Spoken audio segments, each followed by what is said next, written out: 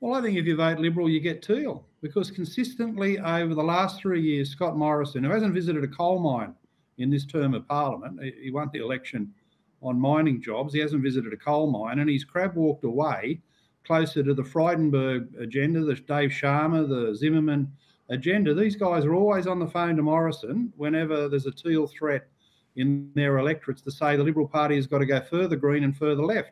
How did they end up at net zero 2050, as you described it, Alan, accurately, as an economic suicide note for the nation? How did they end up at net zero 2050, a policy that is teal in these electorates where Frydenberg and others are in a state of panic? How did they end up with more money for the ABC, an agreed 3-year funding agreement for the ABC? How did Morrison late last year write a letter to Albanese saying he'd lift the Sex Discrimination Act exemption for non-government schools, which is basically a licence for the gender activists and the human rights tribunals to set upon these religious schools, adjudicating on things like, can a boy go into the girls' toilet? So, there's a madness about Morrison moving to the left. He has. And these were the policies that Turnbull was pushing. Turnbull was pushing and he lost 14 seats.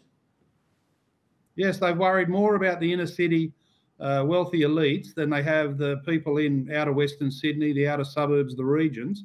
And if you vote Liberal, you're getting teal. The teal agenda is very clear, because Frydenberg and others have panicked. They've got Morrison moving in that direction.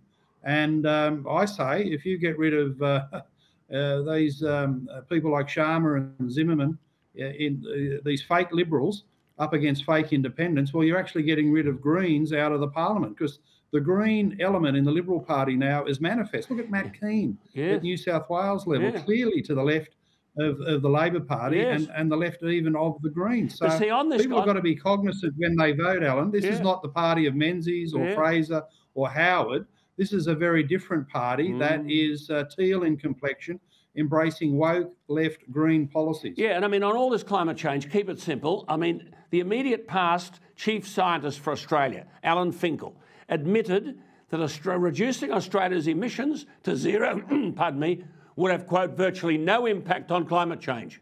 So are we meant to follow the science? That's the chief scientist. No impact on climate change.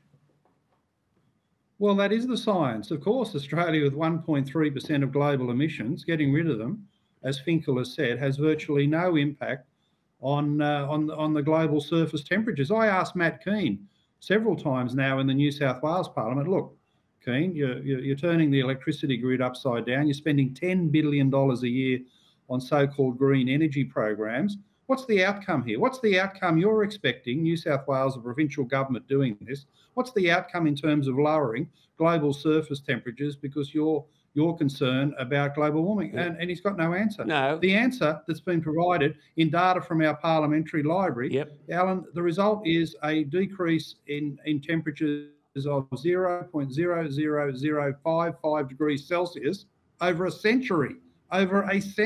So basically nothing.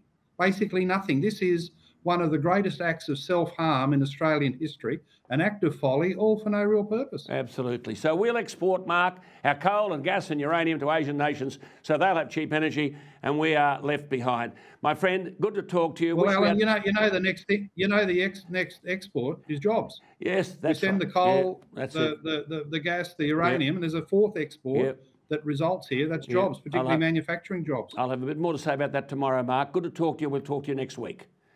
There he is, always talking common sense, Mark Latham.